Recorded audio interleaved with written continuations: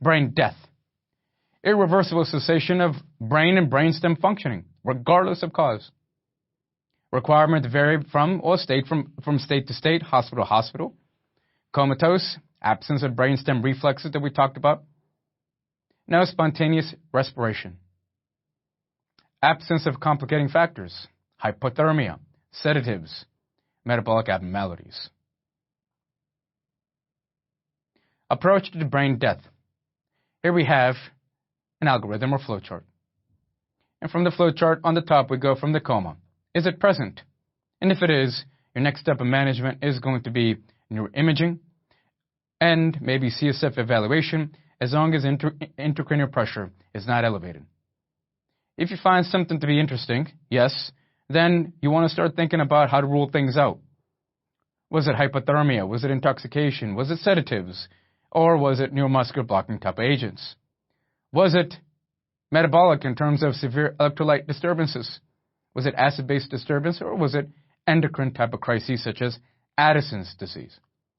If there's something that you find to be yes with one of these differentials, then absence of brainstem reflexes and motor response. So here what we mean by this is the brainstem reflex such as the pupillary or the colocaloric or the Dawes eye, whatnot. And we have apnea with the PCO2 being elevated. Remember that PCO2 should be normally around 40. And so therefore, if your brainstem isn't functioning properly, there's every possibility that you might be then retaining carbon dioxide. Next, well, what do you do? Clinical diagnosis of brain death is what you're thinking. At this point, maybe there's eligible for organ type of harvesting. Because now at this point, you're thinking about asking the family members or power of attorney as to whether or not the harvesting of organ from your patient is your next step of management.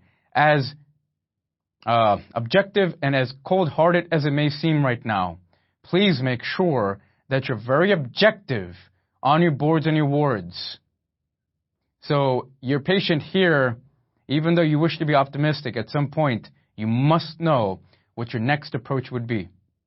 Now, if the patient no for harvesting, at this point you get into disconnection, or the ventilator becomes the question or the point of concern. Disconnect your ventilator. If yes, then you proceed with the donor procurement. Here's a brief little overview of what you can expect from going from coma to brain death to your ventilator. Here we'll talk about the different type of posturing. And by this I mean either decorticate or decerebrate. When we talked about that Glasgow coma scaling, we started from 6, in which your cognition was quite high. And then by the time your Glasgow scale moved down to 1, there was absolutely nothing in terms of cognition. And now at this point, you were thinking about level of consciousness and whether or not your patient was even awake.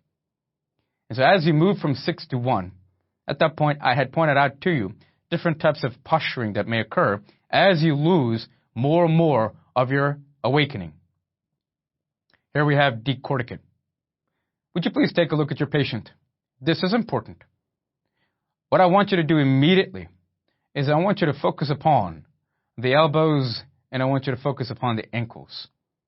You'll notice here, please, that the elbows are flexed and the wrists are flexed in very tight posture, almost as if you're jumping out of a plane into the sea, where you are just being aerodynamically efficient. And take a look at the toes. We have plantar flexion. And all of this is then representing the posture that you can expect with decorticate. I need you to spend a little bit of time to make sure that you've firmly implanted the image of decorticate and its posture in your head. So bilateral flexion at the elbows and wrists. Extension of the lower extremities. With poor localizing value. Indicates a lesion where. One of the most important points on this slide is this. With decorticate, indicates a lesion above the red nucleus. Above the red nucleus. Above the red nucleus.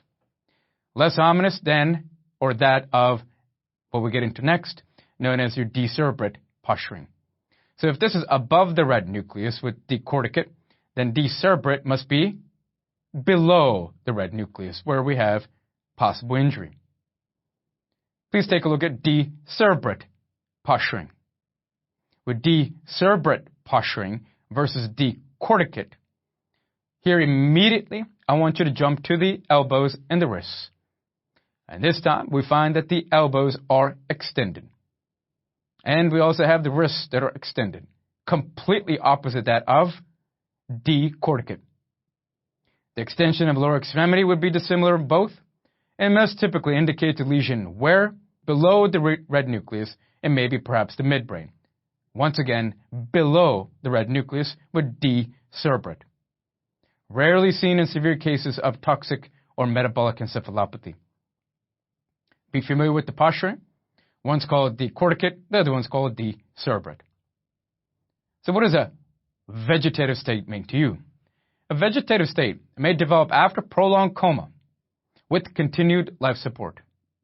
Patients maintain respiration and autonomic functioning. Eye opens and may blink to threat and exhibit sleep-wake cycles. No awareness or interaction with the environment, though, with the vegetative state. Prolonged coma. Something called locked-in syndrome. Where is this occurring? You should be thinking ponds immediately, most often due to hemorrhage. Patients unable to move extremity, literally, they are locked in. Unable to move extremity or face, unable to vocalize, they're trapped in their own body. Extremely frustrating, you can imagine. Completely awake and often cognitively intact with careful testing. Can communicate with vertical eye movement and blinks, and that's important. So then you get into the habit of communicating with your patient virtually with the eyes.